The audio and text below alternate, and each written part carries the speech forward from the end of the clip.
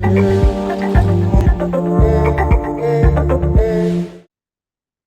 the title of the episode today is What's Going On with Steve and Eric. So Eric, what's all that about?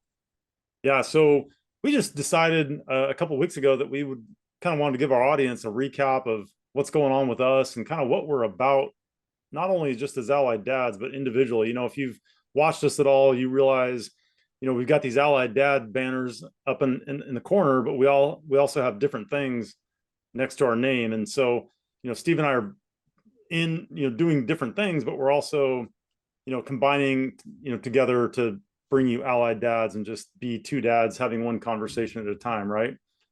Yeah, perfect. So more on that in a moment. But first, hello, I'm Steve. And I'm Eric. And together we are two dads with one mission. Welcome to the iDads podcast. This is the show for dads, all about fatherhood, faith, and freedom, one conversation at a time.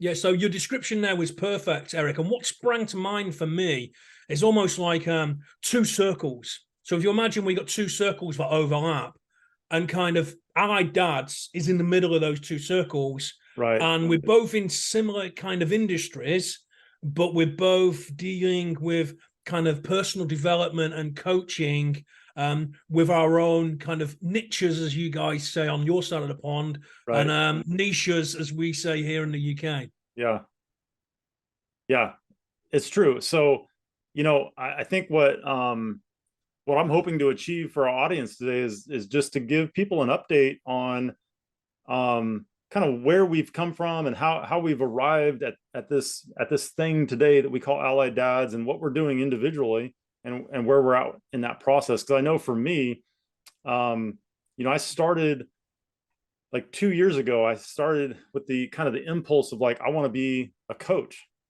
And it started out as a very specific thing, like a health coach. And then that continued to morph over time into more, encompassing the things that I, hold as values, right? So then I was kind of touting myself as spirit, soul, and body coaching, and that wasn't really working for me. And, so this ongoing struggle of kind of defining myself and what I wanted to kind of bring to the world has been a challenge. And I feel blessed that, my finances, based upon work that I do outside of all of this, has allowed me to just kind of have the time to figure this all out. I'm keenly aware of the fact that a lot of people don't have that ability to just kind of sit and think, and like do the thinking man ponder thing.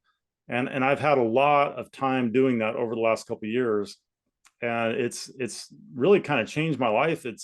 I've redefined my mission in life and what I value and what my purpose is and all that. So it's been pretty amazing. I'll get into it more, but I'm kind of curious, about you, Steve. Like how would you kind of express, how you've gotten here?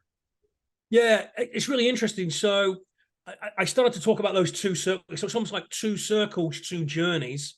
But when you overlap, we kind of meet in the middle. So, yeah, for me, I was in a very, very stressful business, worked my way up from grassroots to boardroom, founded my own company in the telecommunications sector, and, ran that for a decade, hugely successful in the UK, multi-award winning, but it just burnt me out. Now, during the latter end of my tenure in that company before I exited, when I was kind of at my burnt out phase, I entered kind of as a client, really, the personal development stage. I had a coach, I had a mentor, and I had a really good friend of mine that gave me a set of motivational audios that I listened to, but as an engineer kind of got me curious about this whole space. And so my journey in this space took place, probably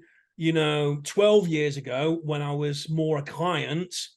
And then I wanted to be a coach about... That's when, so like 12 years ago as a client is when you were like on the receiving end of the things that you're involved in now, that you've grown some expertise in, right? Absolutely. Yeah, absolutely. And then probably 2 years after that, so about maybe 9-10 years ago, I mean, to the date, 2014, I embarked upon getting trained in certain areas. And one of the core areas I trained in was an area called NLP, Neuro Linguistic Programming. I became a practitioner, a master practitioner. And in 2014, I then went on to become a trainer. And I spent 21 days in Australia, in Sydney, Australia, being trained by one of the foremost experts on the planet at that time in training in this area. And this is where a really interesting thing happened to me, and it almost brings together some of the pieces of some of the previous podcasts we talked about. Something really interesting happened. The very first day of the training. So, I flew to Sydney. I arrived a day early to kind of get to my accommodation and find my feet. I knew I was going to be there for 3 weeks. The very first day of the training, got a phone call from home, and my dad had taken ill really suddenly, significantly ill, actually had a heart attack, cardiac arrest, was in hospital at the time on the very first day of training. During the evening, things went from bad to worse, and they didn't have the specialist equipment at the hospital he was at. And in the transportation to try and get into a more specialist hospital, unfortunately, he passed away in transport. So he didn't make it through the night. And I made a decision at that time with my coaches at the training venue and my family that, my dad would have wanted me to finish the training. That's what he would have wanted. So I made the decision not to fly back home and attend the funeral and spend the next 21 days becoming really good and at the top of my game. So why do I say this? Is because then for probably the next 9 years, well, probably 8 or 9 years, I've kind of dabbled in certain areas, a bit like you, not really understanding who my main customers and clients were. Right. And then for whatever reason, you and I get together, we obviously start publishing the 𝗦𝗵 podcast. We also have an accountability group that you and I attend with a couple of other friends once a week. And through those sessions, I became really clear and focused on, who it is. And my clients are actually dads. And it's really interesting. It's like for the last 8 or 9 years, I've been thinking about, well, I did it for my dad, but I've got nothing really significant to show for it yet. Okay. And I use that word with real emphasis there, yet. And it's because I wasn't clear on who my market was. And, like I say, for me, I'm specifically working with dads.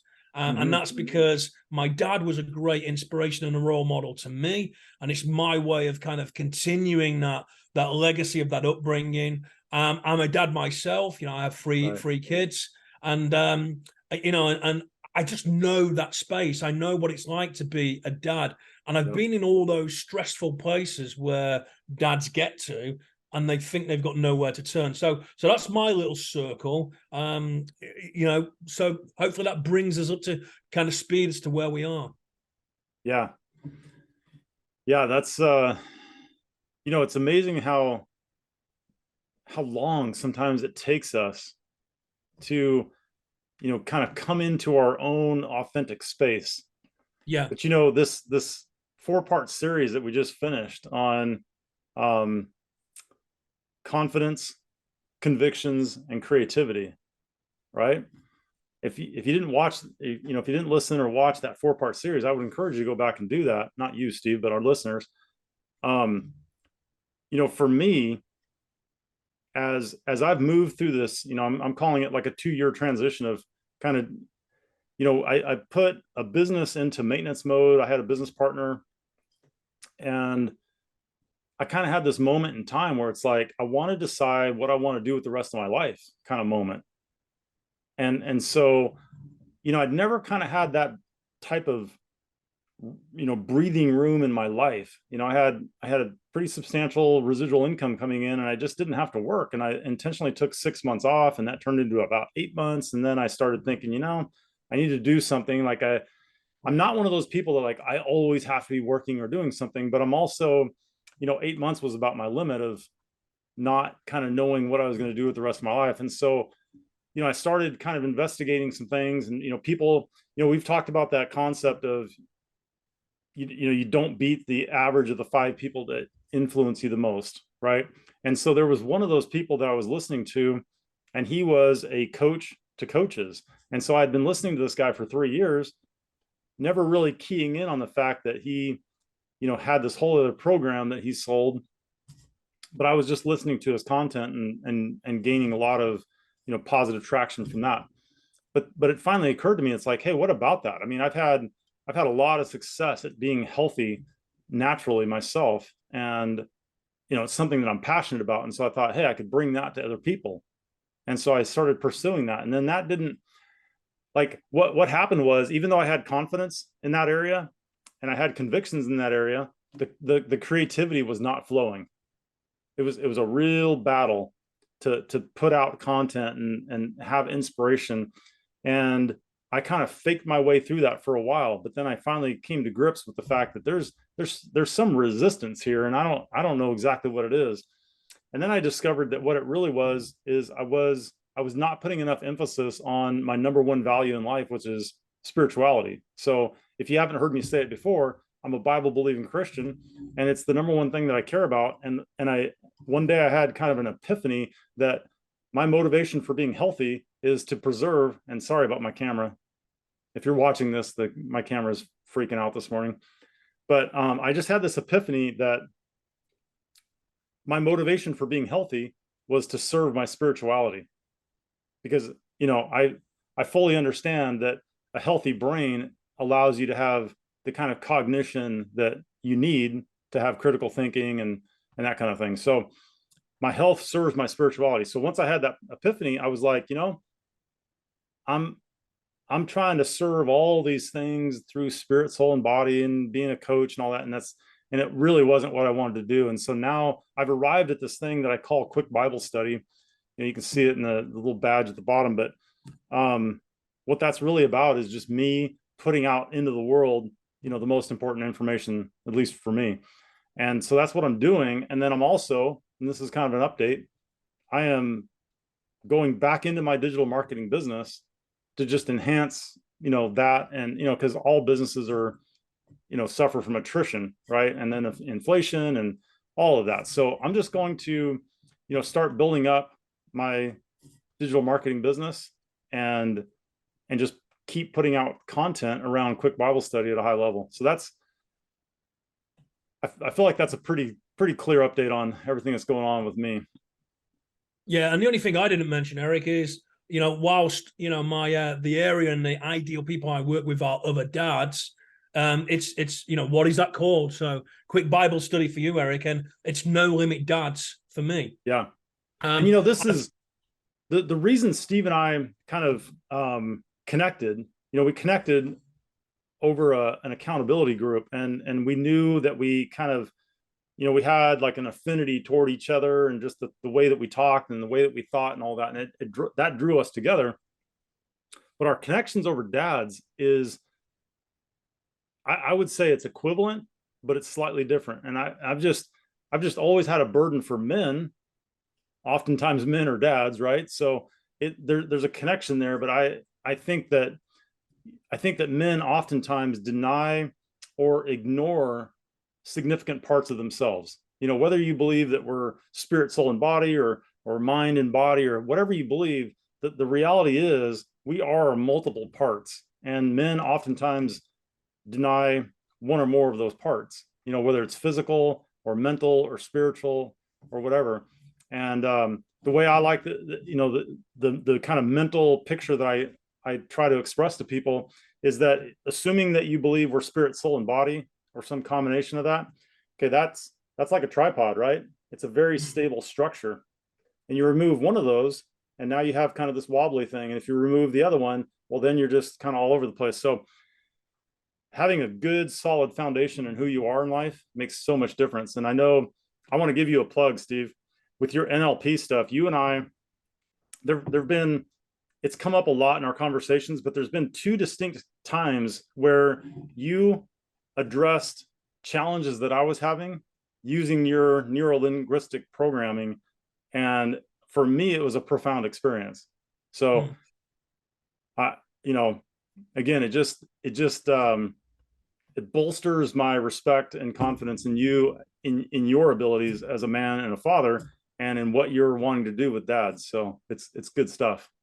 No, that's appreciated. Appreciated, Eric. Well, listen, if I could just sum up, because I know we're coming up we're to getting tight. Our magic time. We're getting tight now. If I could just sum up, effectively, to sum up what Eric and I have really just said over the past, 15 minutes, it's really, we both do similar things, but differently. Yeah. And the main core of that is our passion and our values in and around an area of expertise for both of us, and more importantly, the need to serve others. So it's like, take that expertise, knowledge, and insights that's within us and share that outwards with more people. Right. Because we were put on this planet to serve. Yep. I like to say that my cup runneth over, So take care of yourself, make sure you're solid, and then you'll have so much to just give other people. Yeah, absolutely. So Eric, where can people find more information about us? Yeah, super easy. Just go to allieddads.com and you'll find our information there. You can contact us. And hey, we're always looking for our listeners to suggest something for us to talk about. It's not because we lack any topics or subject matter, not in the least, but we want to address things that might interest you. So yep. And next week's topic is an absolute surprise. Yeah, because we have no idea what it is. So much for planning, huh, Steve? Yeah. So if you haven't already done it, please hit those subscribe and bell buttons. You'll find us on your favorite streaming channels. Awesome. Thanks, Steve. See you on the next episode. All right.